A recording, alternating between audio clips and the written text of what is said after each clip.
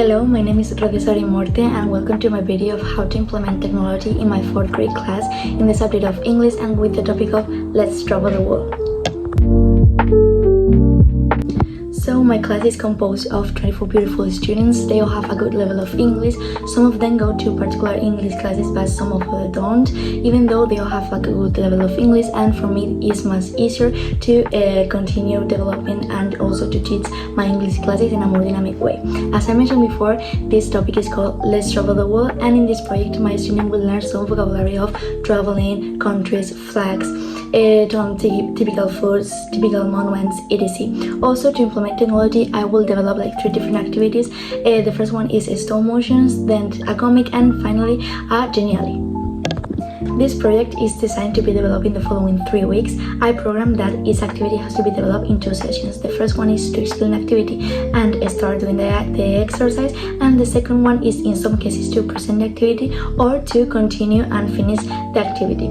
I didn't mention this before, but I have one student with ADHD, so my 3 activities will always be adapted to her. And in my class, we always promote collaboration, respect, and also cooperation with everyone.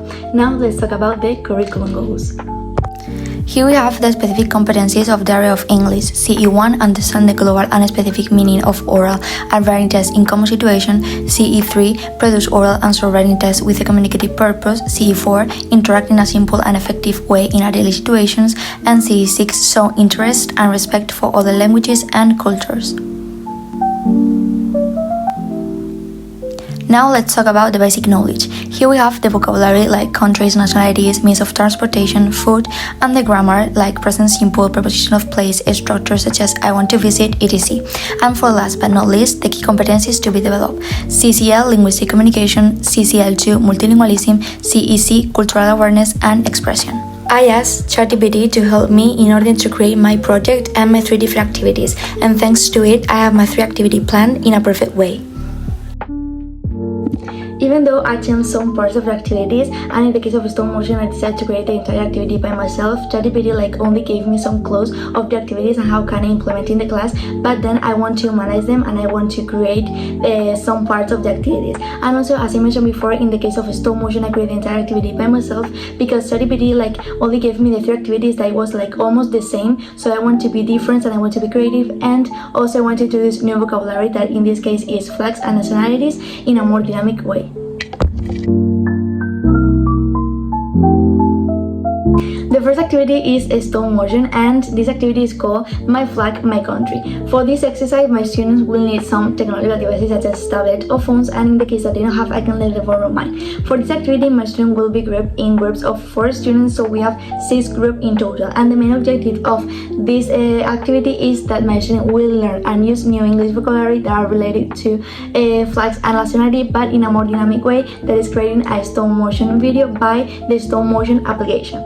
Also, this activity is going to be presented in class so we can see our classmate work. And now let's talk about the instruction. The first thing is that they will receive the materials that I previously created for them. That is the paper that have as the background of the video and the flags and nationalities for them to join in. And as I mentioned before, they will be grouped in groups of 4 people. When they have all the materials prepared, I will explain how the stop motion app works to be sure that they understand the goal and the objective of the task. After this, they have to decide and organize all the members of the group to see who is going to be the one for recording, the one who is doing the activity, or if they want to be rotating. This is their choice.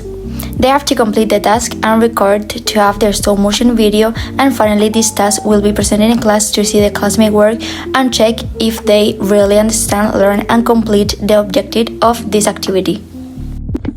For my student with ADHD, I've mentioned adaptation in this activity. I will be helping her group as other groups, but in her case, in her group, they will be defined roles. For example, one is in charge of filming, the other is in charge of moving the piece, so it's better for her to concentrate it. Also, I created a paper sheet where she can find every step she has to complete with a visual elements, and also when she just complete one step, she has to tick that step, and finally when she just do every step, she will be recorded as everyone.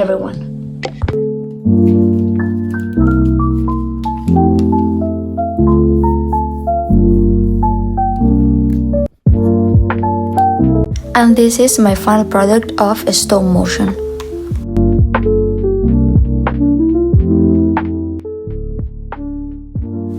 Here we can see the evaluation rubric for this activity. The second activity is called My Dream Vacation and involves creating a comic in which my student will practice the storytelling and also they will learn new traveling vocabulary. And now let's see the instruction of this activity. The first thing is to distribute the class in group of 2 people. Then each group must select a country that they like from this list. After they choose the country that they like, they must write a storytelling piece in which they tell us about the country that they are going to visit, the monuments, the food that they're going to try, and also they have to communicate with someone in the language of the country that they choose. After this, I'm going to explain how the apps works, and in this case are Pixton or Canva. After all these instructions, they must continue and start doing their own activity, and finally they have to prepare like a mini presentation as this activity is going to be presented in class. This is the final product of my comic.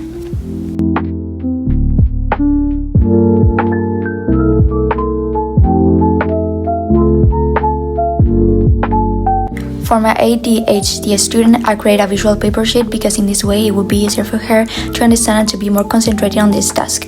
In this paper sheet, we can find the step by step by dividing into 3 different questions to make it easier to complete the task.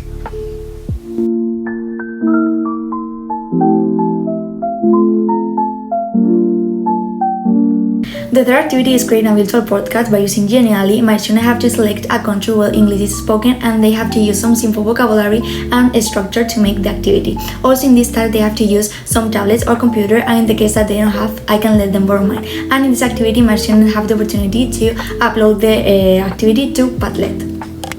This task consists on creating a virtual postcard in which my students will have to include a greeting, the place that they are visiting, something that they like, they eat, or maybe they just are visiting, and also a short goodbye.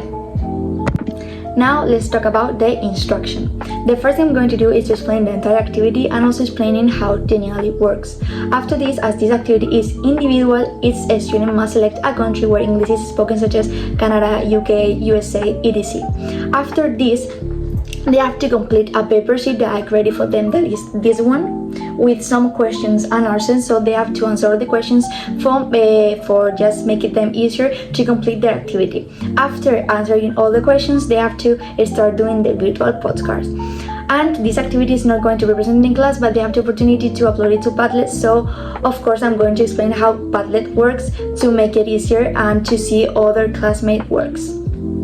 In the general activity, these are some of the adaptation for my student with a special need. I will take into account the effort and the participation of her in every task. Also, I will help her with some visual support for her, such as images, schemas, or example, to better understand the activity and to be more engaged. For this, I create a different paper sheet for her in order to help her to develop the activity in the best way.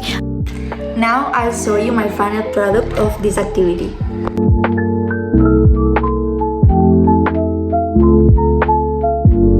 And this is the evaluation rubric for this task.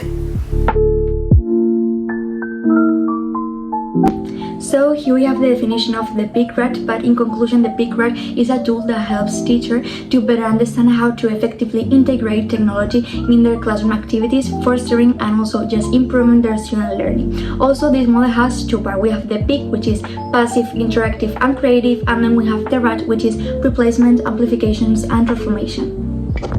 Now let's see the added value in my activities. The first one is the stop motion. In this activity, it involves obviously creativity, as it involves creating a stop motion video while they are learning nationalities and countries, and also transformation, because to do in a dynamic and in a different way that is not the traditional one, I choose to use technology and also to create like a visual elements like a visual video while at the same time they are learning nationalities and countries. Now let's talk about the comic. The comic involves creativity. This activity consists on creating a storytelling piece while at the same time they have to deal with technology. Also they have to be creative to design their characters, their scene, the dialogues, and also it involves amplification and transformation, because in this case technology just improves the way of structure, the way of design, the way of learning, and also the way of visualizing their storytelling piece.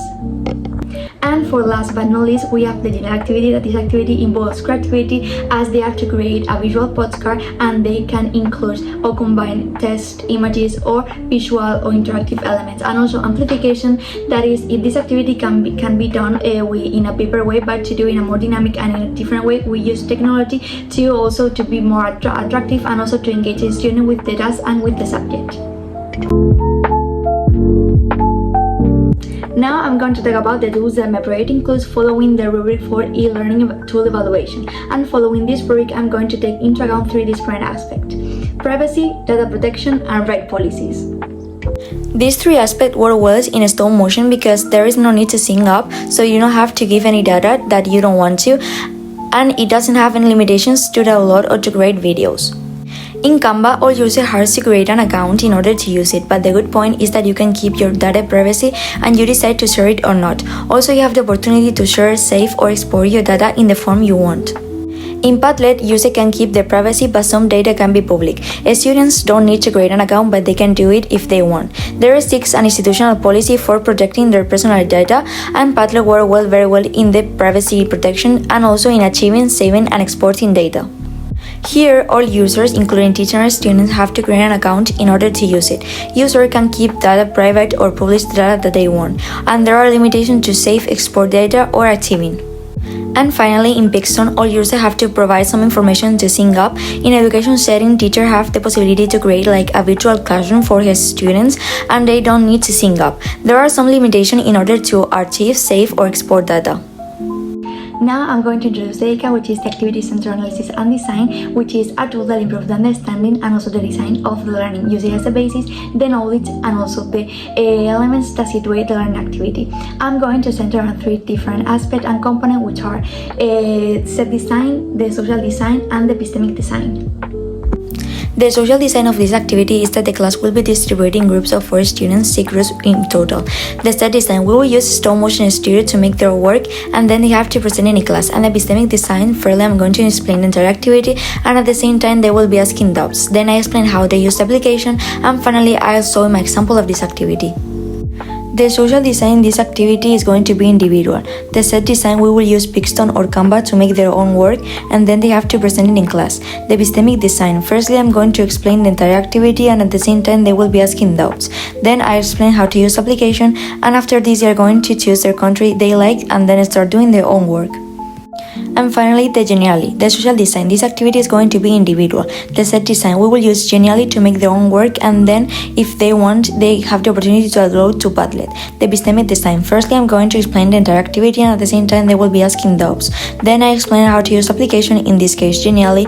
After this I will show my example of the activity, and finally they are going to choose their country they like and then start doing their own activity.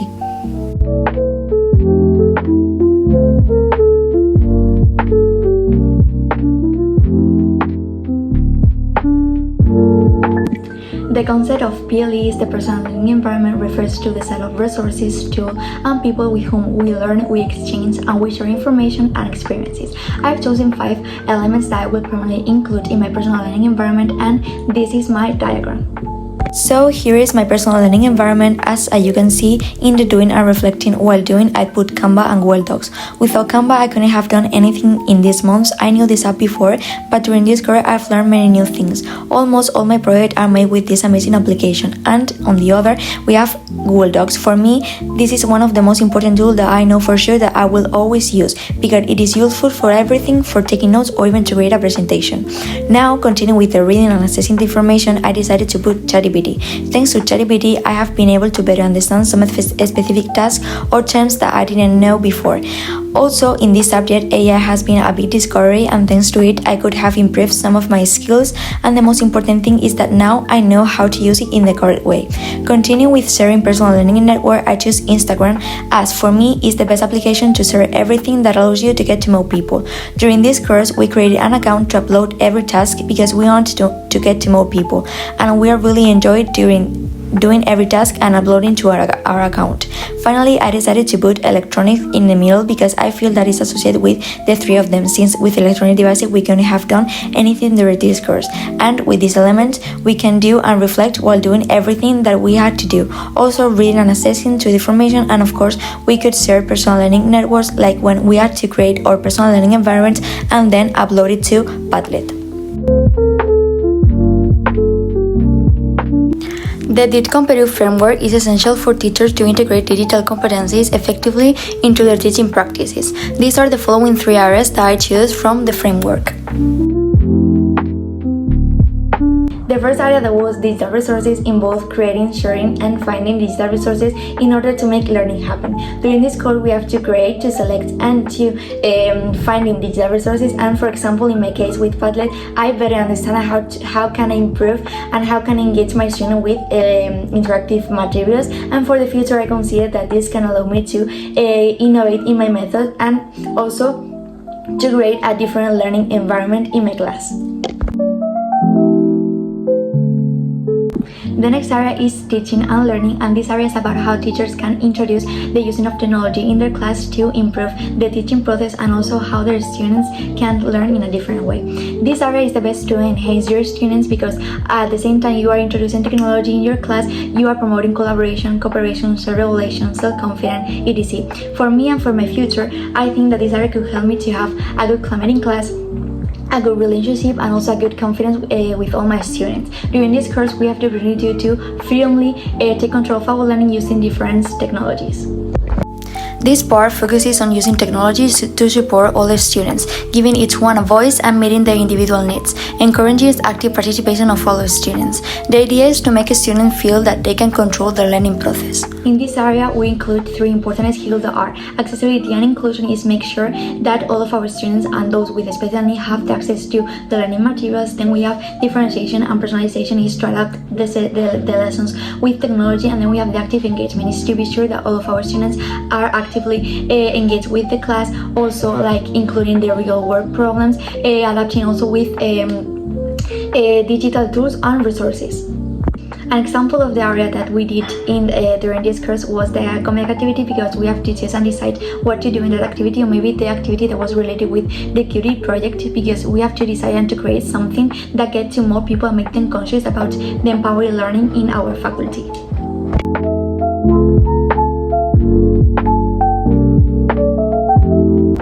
After this course and after doing this project twice, I think that I deserve a 7 as a final mark. I put so much effort in this subject. After the first project, I realized all my mistakes and I improved them, and I think I achieved all my goals. At the first time, I think that it could be a bit difficult for me to adapt to the dynamic of the group, but I put my 100% to achieve and to do it. I always have my work done, I help my group mates, and my work with technology have improved a lot.